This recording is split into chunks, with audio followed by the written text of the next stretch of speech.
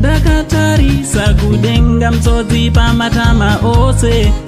Social media imo mandinoswera ndichiona kuti nyaya dziri kufamba sei sasekuru vevanhu handiti only Zimbabwean angu avazukuruka ndindega nditi raichiteerera kana wanga usati wasubscribe pathis channel ndinokurudzira muzukuru kuti udi usubscribe, turn on your notification bell kuitira pega pega nyaya padzinouya you will be notified. So umwe muzukuru wangu ari panapa anonzi B Chibonore handiti akaisa notification bell, nyaya dzachona unotomuona nekutoresponda fast kuti aiwa akaisa notification bell. Thanks very much muzukuru handiti, a big shout out to you. Right, mastreets social media imo mandinoswera ndichiona kuti nyaya dziri kufamba sei. Takabva tambozosanganawo nevamotsano vanga vachinetsana nenyoka yavo handiti nyoka yavo ichiramba kuenda kunogara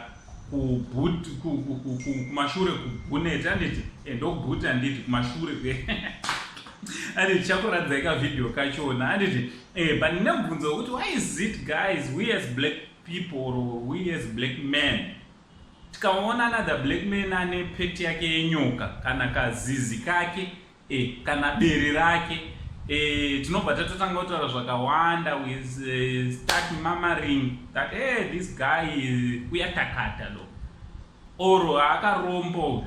Why is it's like that? But when it comes to a white man tinoti you don't know the white people are like that, they keep these things. Yes, these things, they are like their pets, but how come we don't take these things as a black man's pet as well? If we say a black man with a snake, why is it we always find some fault to talk about? Why is it we don't accept a black man with his snake, but it's easy for us to accept a white man with his snakes? Guys, chitonderawo video iri panapa.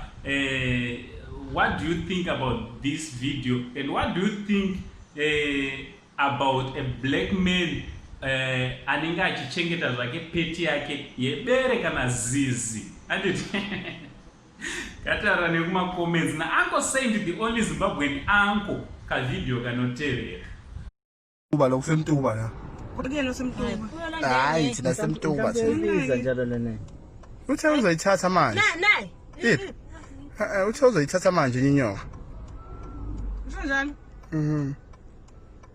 ufele inyoka ngezizwe zoluma thina